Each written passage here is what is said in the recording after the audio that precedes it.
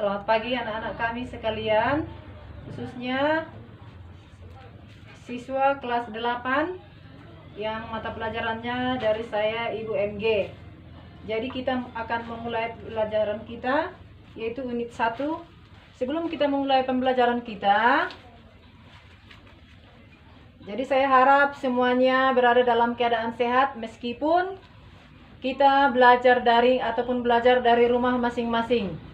Jadi meskipun kita belajar daring, itu bukan berarti mengurangi pembelajaran kita. Jadi saya harap anak-anak kami sekalian semuanya dimanapun berada, semoga berada dalam lindungan Tuhan dan sehat semuanya, supaya kita dapat melaksanakan tugas-tugas kita sebagaimana mestinya. Jadi pertama sekali saya ucapkan selamat pagi dan salam sejahtera bagi anak-anak kami sekalian. Untuk itu, semuanya saya harap menjaga kesehatan tubuhnya masing-masing. Makan makanan yang sehat, makan makanan yang bergizi. Jangan lupa berdoa supaya senantiasa Tuhan melindungi, supaya kita tetap berada dalam kesehatan, agar kita dapat bekerja semaksimal mungkin. Jadi, bagi anak-anak kami sekalian, kita akan memulai pembelajaran kita, yaitu unit 1. Kamu boleh buka bukunya masing-masing di rumah masing-masing. Kamu lihat di situ. Di situ ada ucapan-ucapan yang akan kita pelajari, seperti misalnya ungkapan perasaan ataupun pemahaman ataupun ekspresi seseorang apabila kita menyampaikan sesuatu ucapan. Misalnya, apabila kamu ingin mengucapkan ucapan salam ataupun ucapan penghiburan ataupun ucapan harapan ataupun ungkapan perasaan, pernyataan, pujian atau salam, tentu kamu pasti ingin seseorang itu memberikan ekspresi ataupun respon yang positif.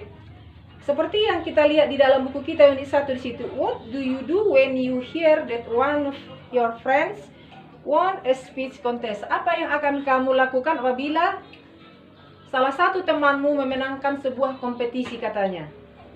Tentu kamu pasti ingin mengucapkan selamat, kan?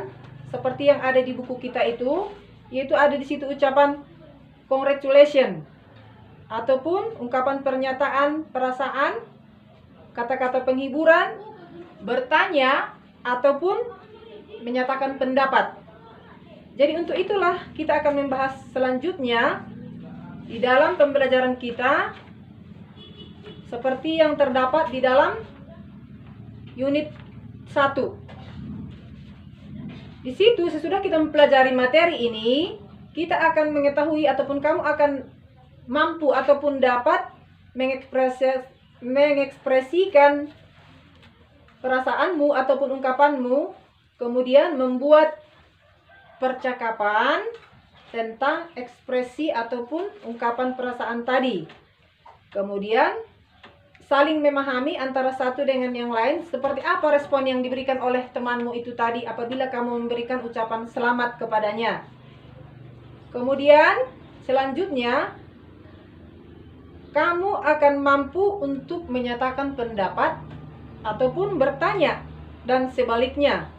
Kemudian membuat percakapan dalam bentuk pernyataan dan pendapat. Kemudian ungkapan perasaan, kemudian ungkapan penghiburan kepada seseorang, dan lain sebagainya.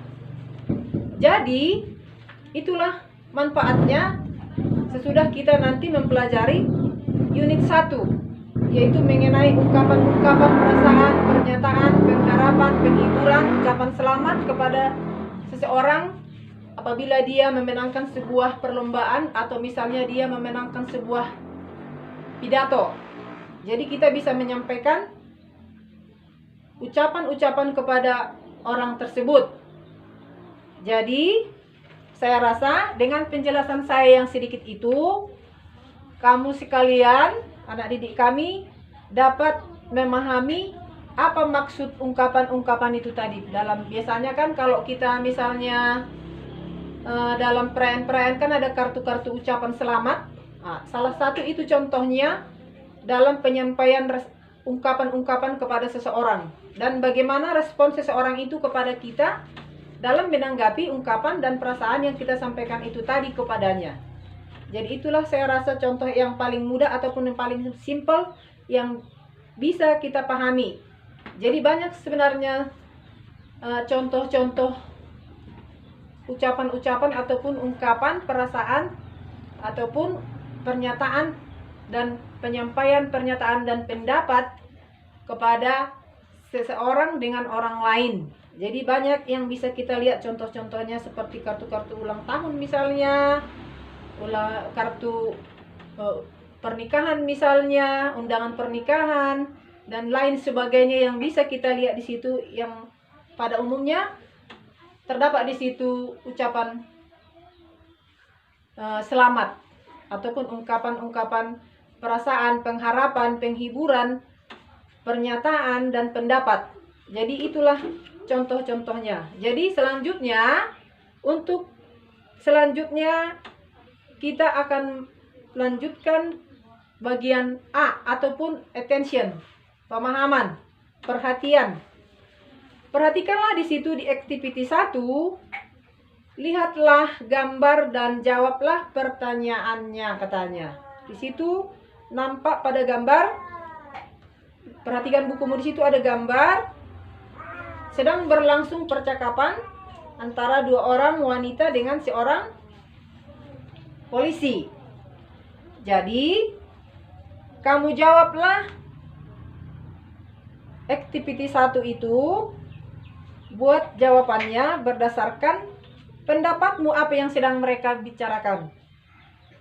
Kemudian buat jawabannya di dalam bukumu.